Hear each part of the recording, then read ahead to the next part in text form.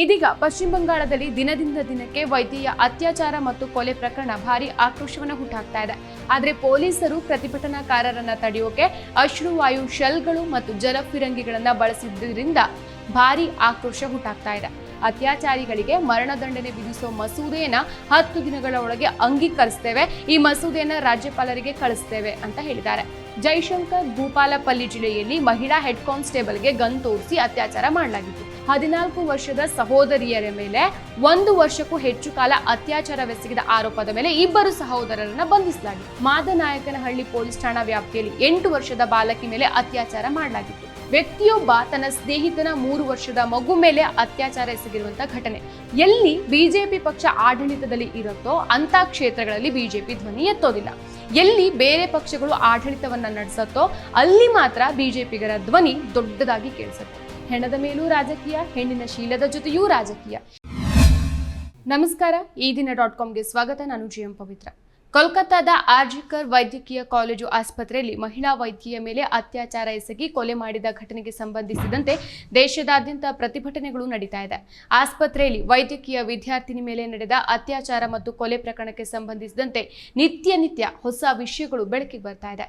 ಇವತ್ತಿನ ಈ ವಿಡಿಯೋದಲ್ಲಿ ಆರೋಪಿ ಸಂಜಯ್ ರಾಯ್ ಸಿಸಿಟಿವಿಯಲ್ಲಿ ಯಾವ ರೀತಿ ಕಾಣಿಸಿಕೊಂಡಿದ್ದಾನೆ, ಸುಳ್ಳು ಪತ್ತೆ ಪರೀಕ್ಷೆಯಲ್ಲಿ ಸಂಜಯ್ ರಾಯ್ ಹೇಳಿದ್ದೇನು, ಅತ್ಯಾಚಾರ ಕೊಲೆ ಪ್ರಕರಣಗಳಲ್ಲಿ ಬಿಜೆಪಿ ಯಾವ ರೀತಿ ರಾಜಕೀಯ ಮಾಡ್ತಾ ಇದೆ, ರೇಪ್ ಕೇಸ್ ಸಂಬಂಧಪಟ್ಟಂತೆ ಪಶ್ಚಿಮ ಬಂಗಾಳ ಹೊತ್ತಿ ಉರಿತಾ ಇರೋದಕ್ಕೆ ಕಾರಣ ಏನು, ಕಾನೂನಿನ ಕುಣಿಕೆಯಿಂದ ಎಷ್ಟು ರೇಪಿಸ್ಟ್ಗಳು ಬಚಾವಾಗಿದ್ದಾರೆ ಅನ್ನೋ ಬಗ್ಗೆ ಇವತ್ತಿನ ವಿಡಿಯೋದಲ್ಲಿ ಡೀಟೇಲ್ ಆಗಿ ನೋಡ್ತಾ ಹೋಗೋಣ. ಇದೀಗ ಪಶ್ಚಿಮ ಬಂಗಾಳದಲ್ಲಿ ದಿನದಿಂದ ದಿನಕ್ಕೆ ವೈದ್ಯೆಯ ಅತ್ಯಾಚಾರ ಮತ್ತು ಕೊಲೆ ಪ್ರಕರಣ ಭಾರಿ ಆಕ್ರೋಶವನ್ನು ಹುಟ್ಟಾಕ್ತಾ ಇದೆ.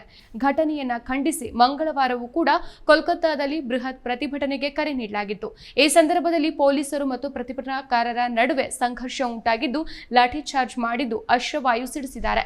ಪೊಲೀಸರ ವರ್ತನೆಯಿಂದ ಸಿಟ್ಟಿಗೆದ್ದಿರುವಂತಹ ಪಶ್ಚಿಮ ಬಂಗಾಳದ ಬಿಜೆಪಿ ಬುಧವಾರ 12 ಗಂಟೆಗಳ ಕಾಲ ಮುಷ್ಕರಕ್ಕೆ ಕರೆ ಕೊಟ್ಟಿದೆ. ಪೊಲೀಸರು ಪ್ರತಿಭಟನಾಕಾರರ ಮೇಲೆ ಜಲಫಿರಂಗಿ, ಅಶ್ರುವಾಯು ಬಳಸಿದ್ದಕ್ಕೆ ಬಿಜೆಪಿ ಆಕ್ರೋಶ ವ್ಯಕ್ತಪಡಿಸಿದ್ದು ಮಮತಾ ಬ್ಯಾನರ್ಜಿ ವಿರುದ್ಧ ಟೀಕಾ ಪ್ರಹಾರ ನಡೆಸಿದೆ.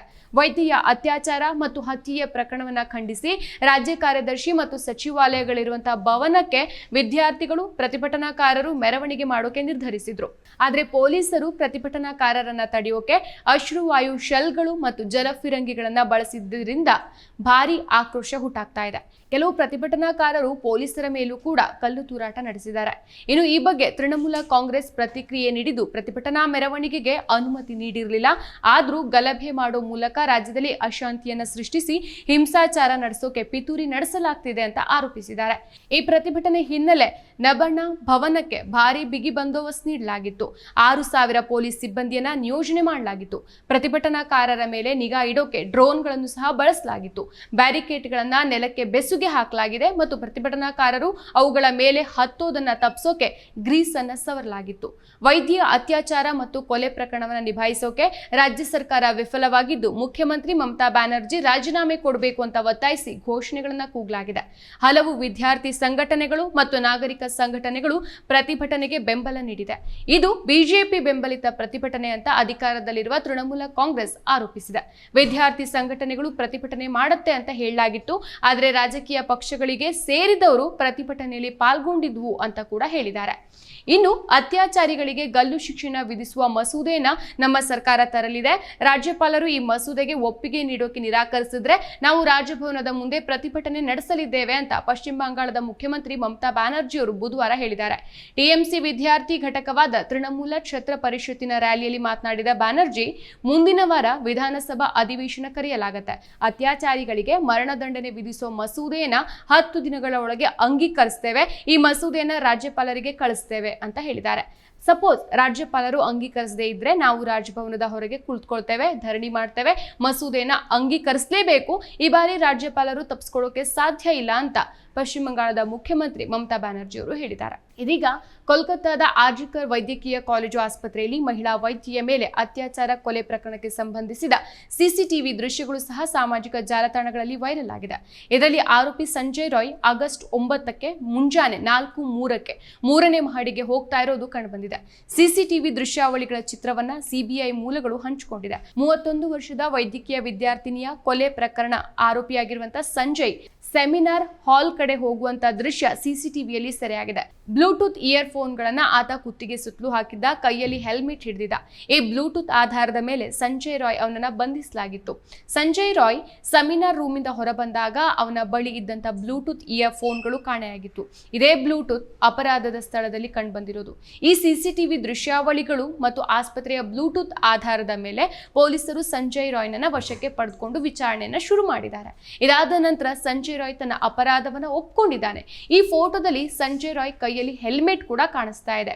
ಇದಾದ ನಂತರ ಆರ್ಜಿಕರ್ ಆಸ್ಪತ್ರೆಯ ಸೆಮಿನಾರ್ ಹಾಲ್ಗೆ ಬಂದಾಗ ಮಹಿಳಾ ವೈದ್ಯೆ ಆಗ್ಲೇ ಮೃತಪಟ್ಟಿದ್ಲು ಅಂತ ಆರೋಪಿ ಸಂಜಯ್ ರಾಯ್ ಪಾಲಿಗ್ರಾಫ್ ಪರೀಕ್ಷೆ ವೇಳೆ ಹೇಳಿಕೆಯನ್ನ ನೀಡಿದ್ದಾನೆ.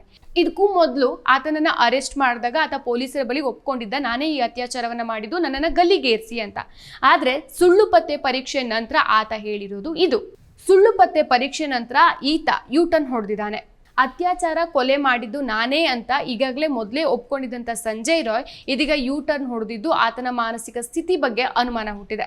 ಅಂದು ನಾನು ಸೆಮಿನಾರ್ ಹಾಲ್ಗೆ ಹೋಗೋ ಮೊದಲು ಆಕೆ ಸಾವನ್ನಪ್ಪಿದ್ಲು, ನಾನು ನಿರಪರಾಧಿ ಅಂತ ಆತ ಹೇಳಿದ್ದಾನೆ. ಕೋಲ್ಕತ್ತಾದ ಪ್ರೆಸಿಡೆನ್ಸಿ ಜೈಲಿನಲ್ಲಿ ಸಿಬಿಐ ಅಧಿಕಾರಿಗಳು ಆರೋಪಿ ಸಂಜಯ್ ರಾಯ್ ಅವರ ಪಾಲಿಗ್ರಾಫ್ ಪರೀಕ್ಷೆಯನ್ನು ನಡೆಸಿದ್ರು. ಟೈಮ್ಸ್ ಆಫ್ ಇಂಡಿಯಾ ನೀಡಿರುವಂತಹ ವರದಿ ಪ್ರಕಾರ ಸುಳ್ಳು ಪತ್ತೆ ಪರೀಕ್ಷೆ ವೇಳೆ ಸುಳ್ಳು ಹಾಗೂ ಅನುಮಾನಾಸ್ಪದ ಉತ್ತರಗಳನ್ನು ಗುರುತಿಸಲಾಗಿದೆ. ಸಂಜಯ್ ರಾಯ್ ಆ ವೇಳೆ ಆತಂಕಗೊಂಡಿದ್ದ. ಸಿಬಿಐ ಹಲವು ಸಾಕ್ಷಿಗಳನ್ನ ಮುಂದಿಟ್ಟರೂ ಕೂಡ ಆತ ಸಮರ್ಥನೆ ನೀಡ್ತಾನೆ ಇದ್ದ ಅನ್ನೋದು ತಿಳಿದು ಬಂದಿದೆ. ಇನ್ನು ಸೆಮಿನಾರ್ ಹಾಲ್ನಲ್ಲಿ ಮಹಿಳಾ ವೈದ್ಯರನ್ನ ನೋಡಿದಾಗ ಆಕೆ ಆಗ್ಲೇ ಮೃತಪಟ್ಟಿದ್ದಾಳೆ ಅನ್ನೋದು ಆರೋಪಿ ಸಂಜಯ್ ರಾಯ್ ಹೇಳ್ಕೊಂಡಿದ್ದಾನೆ ಅಂತ ಈ ವರದಿಯಲ್ಲಿ ತಿಳಿಸಲಾಗಿದೆ. ಕೋಲ್ಕತ್ತಾ ಪೊಲೀಸರ ಪ್ರಕಾರ ಘಟನೆ ನಂತರ ಸಂಜಯ್ ರಾಯ್ ಅತ್ಯಾಚಾರ ಮತ್ತು ಕೊಲೆಯ ಅಪರಾಧವನ್ನು ಒಪ್ಕೊಂಡಿದ್ದಾನೆ. ಆದರೆ ನಂತರ ಆತ ತನ್ನ ಹೇಳಿಕೆಯನ್ನು ಹಿಂಪಡೆದು ತಾನು ನಿರಪರಾಧಿ ಅಂತ ಹೇಳಿದ್ದಾನೆ. ಅತ್ಯಾಚಾರ ಮತ್ತು ಕೊಲೆ ಘಟನೆ ಬಗ್ಗೆ ತನಗೆ ಏನೂ ಗೊತ್ತಿಲ್ಲ ಅಂತ ಸಂಜಯ್ ರಾಯ್ ಜೈಲು ಸಿಬ್ಬಂದಿಗೆ ಹೇಳಿದ್ದ. ತಾನು ನಿರಪರಾಧಿ ಅಂತ ಸಾಬೀತುಪಡಿಸೋಕೆ ಪಾಲಿಗ್ರಾಫ್ ಪರೀಕ್ಷೆಗೆ ಒಪ್ಕೊಂಡೆ ಅಂತ ಕೂಡ ಆರೋಪಿ ಹೇಳಿದ್ದ. ಆರೋಪಿ ತನಿಖಾಧಿಕಾರಿಗಳನ್ನ ದಾರಿ ತಪ್ಪಿಸಿದ್ದಾನೆ. ಆರೋಪಿಯು ತನ್ನ ಮುಖದ ಮೇಲೆ ಉಂಟಾದ ಗಾಯಗಳು ಮತ್ತು ಅಪರಾಧದ ಸಮಯದಲ್ಲಿ ಕಟ್ಟಡದಲ್ಲಿ ಇದ್ದ ಬಗ್ಗೆ ಯಾವುದೇ ತೃಪ್ತಿಕರ ಉತ್ತರವನ್ನ ಕೊಟ್ಟಿಲ್ಲ ಅಂತ ಅಧಿಕಾರಿಗಳು ಹೇಳಿದ್ದಾರೆ.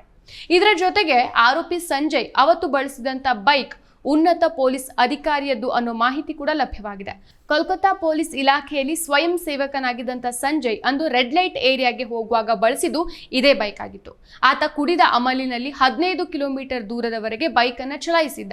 ಇನ್ನು ಇಂಡಿಯಾ ಟುಡೇ ವರದಿ ಪ್ರಕಾರ ಈ ಬೈಕ್ 2014ರಲ್ಲಿ ನೋಂದಾಯಿಸಲ್ಪಟ್ಟಿದ್ದು. ಅತ್ಯಾಚಾರ ಕೊಲೆ ಪ್ರಕರಣದ ತನಿಖೆ ಭಾಗವಾಗಿ ಸಿಬಿಐ ವಾಹನವನ್ನ ವಶಪಡಿಸಿಕೊಂಡಿದೆ. ಬೈಕ್ನಲ್ಲಿ ಕೆಪಿ ಅಂದ್ರೆ ಕೋಲ್ಕತ್ತಾ ಪೊಲೀಸ್ ಅಂತ ಬರೆಯಲಾಗಿದೆ. ಸಂಜಯ್ ತನ್ನನ್ನ ಪೊಲೀಸ್ ಅಂತ ಹೇಳ್ಕೊಂಡು ಎಲ್ಲರನ್ನ ಬೆದರಿಸ್ತಾ ಇದ್ದ. ಈ ಬೈಕ್ ಹಿರಿಯ ಪೊಲೀಸ್ ಅಧಿಕಾರಿಯ ಹೆಸರಿನಲ್ಲಿ ನೋಂದಣಿಯಾಗಿರೋದು. ಇನ್ನು ಪಶ್ಚಿಮ ಬಂಗಾಳ ಅಂತೂ ಅಕ್ಷರಶಃ ಬೆಂಕಿ ಉಂಡೆ ಆಗೋಗ್ಬಿಟ್ಟಿದೆ. ಪ್ರತಿದಿನವೂ ಸಹ ಒಂದಲ್ಲ ಒಂದು ಪ್ರತಿಭಟನೆಗಳು ನಡೀತಾ ಇದೆ. ಹೌದು, ಅತ್ಯಾಚಾರ ಹಾಗೂ ಕೊಲೆ ಮಾಡಿದಂಥ ಆರೋಪಿಗಳಿಗೆ ಶಿಕ್ಷೆ ಆಗಬೇಕು. ಆತ ಯಾರೇ ಆಗಿದ್ರು, ಆತನ ಹುದ್ದೆ ಎಷ್ಟೇ ದೊಡ್ಡದಿದ್ರು ಕೂಡ ಆತ ತಪ್ಪಿಸ್ಕೊಳ್ಳೋಕೆ ಅವಕಾಶನೇ ಕೊಡಬಾರ್ದು. ಹಾಗೇನೆ ಈ ಬಗ್ಗೆ ತನಿಖೆಗಳು ಕೂಡ ಸ್ಪೀಡಾಗಿ ನಡಿಬೇಕು ಅಂತ ಪ್ರತಿಭಟನೆಗಳು ನಡೀತಾ ಇದೆ. ಪ್ರತಿಭಟನೆ ಕೂಡ ತಪ್ಪಲ್ಲ, ಯಾಕಂದ್ರೆ ಸೇಫ್ಟಿ ಇಲ್ಲ ಅಂತಂದ್ರೆ ಯಾವ ಹೆಣ್ಮಕ್ಳು ಕೂಡ ಮುಂದೊಂದು ದಿನ ಮನೆಯಿಂದ ಆಚೆ ಬರೋಕೆ 1000 ಬಾರಿ ಯೋಚನೆ ಮಾಡುವಂತ ಪರಿಸ್ಥಿತಿ ಉಂಟಾಗತ್ತೆ. ಸೊ ಈ ಬಗ್ಗೆ ಪ್ರತಿಭಟನೆಗಳು ಕೂಡ ನಡೀತಾ ಇದೆ. ಆದ್ರೆ ಇದೆಲ್ಲದರ ಮಧ್ಯೆ ಬಿಜೆಪಿ ಮಾತ್ರ ಸಿಕ್ಕಿದ್ದೇ ಚಾನ್ಸ್ ಅಂತ ಅತ್ಯಾಚಾರದಲ್ಲೂ ರಾಜಕೀಯ ಮಾಡುವಂತ ಎಲ್ಲಾ ಪ್ರಯತ್ನಗಳನ್ನ ಮಾಡ್ತಾ ಇದೆ. ಯಾಕಂದ್ರೆ ಆಗಸ್ಟ್ 9ಕ್ಕೆ ಪಶ್ಚಿಮ ಬಂಗಾಳದಲ್ಲಿ ಈ ಅತ್ಯಾಚಾರ ಕೊಲೆ ಪ್ರಕರಣ ಆದ್ಮೇಲೆ ಬೇಕಾದಷ್ಟು ಅತ್ಯಾಚಾರ ಪ್ರಕರಣಗಳು ನಡೆದಿದೆ. ಜೂನ್ 2024ರಲ್ಲಿ ತೆಲಂಗಾಣದಲ್ಲಿ ಸಾರ್ವಜನಿಕರನ್ನ ರಕ್ಷಣೆ ಮಾಡುವಂತ ಪೊಲೀಸರ ಮೇಲೆನೆ ಅತ್ಯಾಚಾರ ಮಾಡಿರುವಂತ ಅಮಾನವೀಯ ಘಟನೆಯೊಂದು ನಡೆದಿತ್ತು. ಜೈಶಂಕರ್ ಭೂಪಾಲಪಲ್ಲಿ ಜಿಲ್ಲೆಯಲ್ಲಿ ಮಹಿಳಾ ಹೆಡ್ ಕಾನ್ಸ್ಟೇಬಲ್ಗೆ ಗನ್ ತೋರಿಸಿ ಅತ್ಯಾಚಾರ ಮಾಡಲಾಗಿತ್ತು. ಈ ಘಟನೆಗೆ ಸಂಬಂಧಿಸಿದಂತೆ ಪೊಲೀಸ್ ಸಬ್ ಇನ್ಸ್ಪೆಕ್ಟರ್ ಅನ್ನು ಕೂಡ ಬಂಧಿಸಲಾಗಿತ್ತು. ಈ ಪ್ರಕರಣ ನಡೆದಾಗ ಯಾವ ರಾಜಕಾರಣಿಗಳು ಮಾತಾಡಿದ್ರು?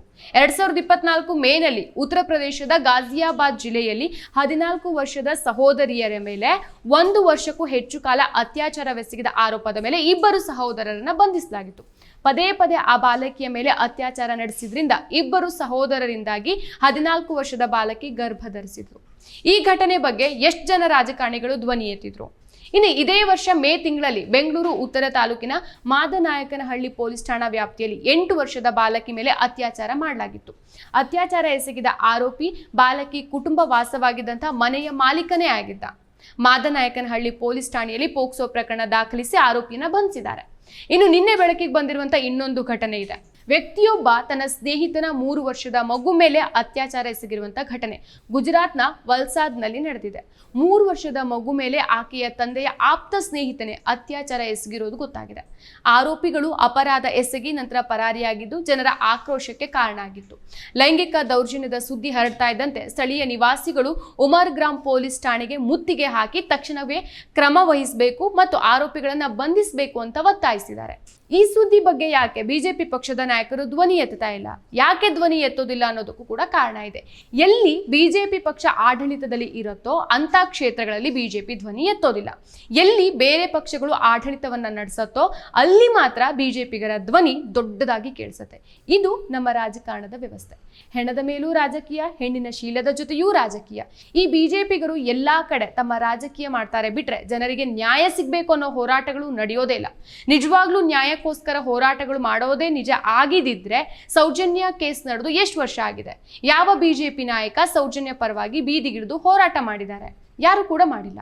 ಅತ್ಯಾಚಾರ, ಕೊಲೆಯಂತ ಪ್ರಕರಣಗಳು ರಾಜಕೀಯದ ಆಂಗಲ್ ಪಡ್ಕೊಳ್ತಾ ಇರೋದು ಕೂಡ ನಮ್ಮ ದೇಶದಲ್ಲಿ ಆಗ್ತಾ ಇರುವಂತ ಒಂದು ದೊಡ್ಡ ಸಮಸ್ಯೆ. ಇದರ ಜೊತೆಗೆ ನಮ್ಮಲ್ಲಿ ಇನ್ನೊಂದು ಸಮಸ್ಯೆ ಇದೆ, ಅದೇ ತಪ್ಪಿತಸ್ಥರು ಬಚಾವ್ ಆಗ್ತಾ ಇರೋದು. ಅತ್ಯಾಚಾರ ಪ್ರಕರಣಗಳ ಸಂಖ್ಯೆ ಹೆಚ್ಚುತ್ತಾ ಇರುವಂತಹ ಸಂದರ್ಭದಲ್ಲೇ ತಪ್ಪಿತಸ್ಥರು ಕಾನೂನಿನ ಕುಣಿಕೆಯಿಂದ ಪಾರಾಗ್ತಾ ಇರೋದು ಕಳವಳನ್ನ ಹುಟ್ಟಿಸುವಂತ ಸಂಗತಿ. ಈ ವರ್ಷದ ಆರಂಭದ 7 ತಿಂಗಳಲ್ಲೇ 340 ಅತ್ಯಾಚಾರ ಪ್ರಕರಣಗಳು ರಾಜ್ಯದಲ್ಲಿ ವರದಿಯಾಗಿದೆ. 2023ರಲ್ಲಿ 537 ಅತ್ಯಾಚಾರ ಪ್ರಕರಣಗಳು ದಾಖಲಾಗಿತ್ತು.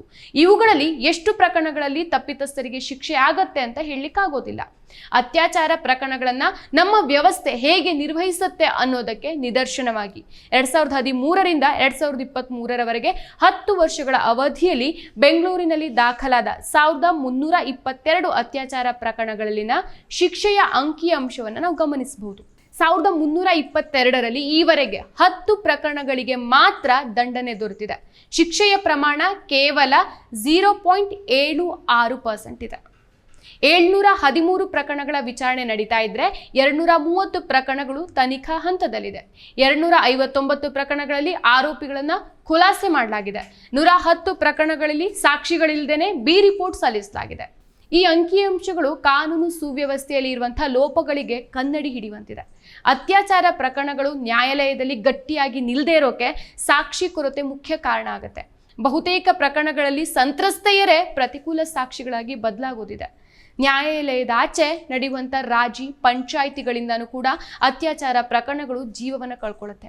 ಇದೆಲ್ಲದಕ್ಕೂ ಮಿಗಿಲಾಗಿ ಆತಂಕ ಹುಟ್ಟಿಸೋದು ತನಿಖೆ ಮತ್ತು ವಿಚಾರಣೆಯಲ್ಲಿ ವಿಳಂಬ ಆಗೋದು. ಪ್ರಕರಣ ಒಂದರ ವಿಚಾರಣೆ ವರ್ಷಗಟ್ಟಲೆ ನಡೆದಾಗ ದೀರ್ಘಕಾಲದವರೆಗೆ ಸಂತ್ರಸ್ತೆಯರು ಹೋರಾಟದ ಮನೋಭಾವನ ಉಳಿಸ್ಕೊಳ್ಳೋದು ಈಸಿ ಅಲ್ಲ. ಪ್ರಕರಣ ನಡೆಯುವಷ್ಟು ಕಾಲ ಅತ್ಯಾಚಾರದ ನೋವು ಮರುಕಳಿಸ್ತಾನೆ ಇರುತ್ತೆ.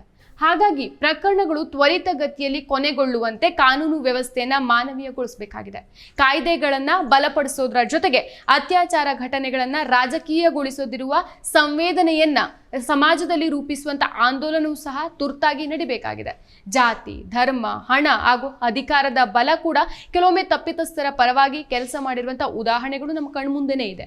ಉತ್ತರ ಪ್ರದೇಶದ ಹಾಥ್ರಸ್ನಲ್ಲಿ 2020ರಲ್ಲಿ ನಡೆದ ದಲಿತ ಯುವತಿ ಮೇಲಿನ ಸಾಮೂಹಿಕ ಅತ್ಯಾಚಾರ ಹಾಗೂ ಕೊಲೆ ಪ್ರಕರಣದಲ್ಲಿ ಪೊಲೀಸರು ನಡೆದುಕೊಂಡ ರೀತಿ ಕಾನೂನು ಸುವ್ಯವಸ್ಥೆ ಮೇಲೆ ಜನಸಾಮಾನ್ಯರಿಗೆ ನಂಬಿಕೆ ಕುಸಿದು ಹೋಗುವಂತೆ ಮಾಡಿತ್ತು.